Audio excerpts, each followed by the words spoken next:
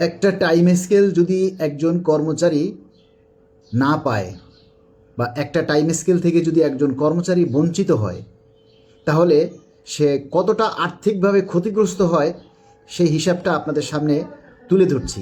দয়া করে সবাই সম্পূর্ণ ভিডিওটা দেখবেন, প্রচার করবেন এবং মন্তব্য করবেন। আমি আমার নিজেরটা দিয়েই আপনাদেরকে হিসাবটা তুলে ধরছি। আমার চাকরি 2005 সালে, প্রথম টাইম স্কেল পাই 8 বছর পর 2013 সালে। দ্বিতীয় টাইম স্কেল পাওয়ার কথা 4 বছর পর অর্থাৎ 2017 সালে, কিন্তু 2015 সালে তা বন্ধ হয়ে যায়।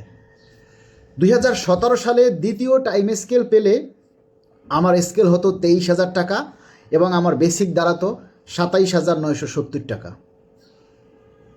যার তখনকার বেসিক থেকে 1210 টাকা কম। সেই হিসাবে 17 সালের পরবর্তী টাইম স্কেল মানে তৃতীয় টাইম স্কেল পাওয়ার কথা 2020 সালে, অর্থাৎ 8 বছর, 12 বছর এবং 15 বছর।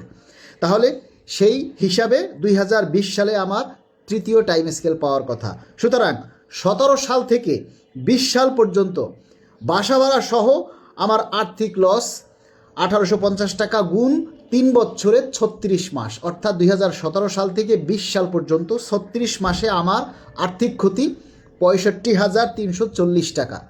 কারণ নবম গ্রেড হলো 22,000 আর অষ্টম গ্রেড হলো 8,000 টাকা। আমি বর্তমানে নবম গ্রেডেই আছি সেই 2013 সাল থেকে।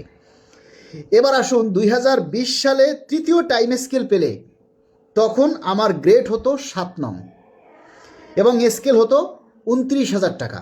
আমি নবম গ্রেডে থাকায় 2025 সালে আমার বর্তমান বেসিক 41,550 টাকা। তৃতীয় টাইম স্কেল পেলে 25 সালে আমার বেসিক দাঁড়াতো প্রায় 55,000 টাকার মতো। তাহলে 2020 সাল থেকে 25 সাল পর্যন্ত আমার আর্থিক ক্ষতি প্রায় কয়েক লক্ষ টাকা। আমার 2টা টাইম স্কেল বাকি আছে। যদি আমি এই 2টা টাইম স্কেল পেতাম তাহলে হয়তো আমার আর পিছনে ফিরে তাকানো লাগতো না। আমার অবসর হবে 2040 সালে এবং ততদিন পর্যন্ত যদি আর কোনো পে স্কেল না হয় আর যদি টাইম স্কেল পুনর্বহাল না হয় তাহলে আমার আর্থিক ক্ষতিগ্রস্ত হবে প্রায় 50 লক্ষ টাকার মতো। আমি ব্লক পোস্টে চাকরি করি, আমার কোনো পদোন্নতি নেই।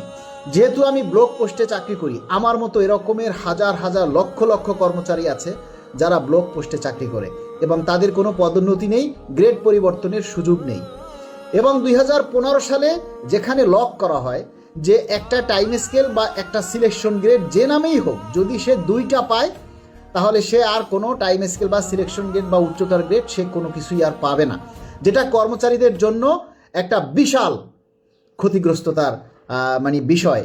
আমরা এই যে 2টা টাইম স্কেল পাওয়ার পর একটা টাইম স্কেল এবং একটা সিলেকশন গ্রেড, এই 2টা আমি পেয়েছি। এই 2টা পাওয়ার পর আমার আরও 2টা টাইম স্কেল ডিউ। এই টাইম স্কেল 2টা আমি ফিরে পেতে চাই। তাই যথাযথ কর্তৃপক্ষের কাছে আমরা বিনীতভাবে দাবি জানাচ্ছি, চূড়ান্ত সুপারিশ জমা দেওয়ার আগে আবার আপনারা টাইম স্কেলটার ব্যাপারে চিন্তা করে টাইম স্কেল পুনর্বহালের জন্য সুপারিশ করুন। কারণ আমাদের মতো যারা ব্লক পোস্টে চাকরি করে বা যাদের পদোন্নতি নেই তারা আর্থিকভাবে বিশাল ক্ষতিগ্রস্ত হবে যদি এই টাইম স্কেল পুনর্বহাল করা না হয়।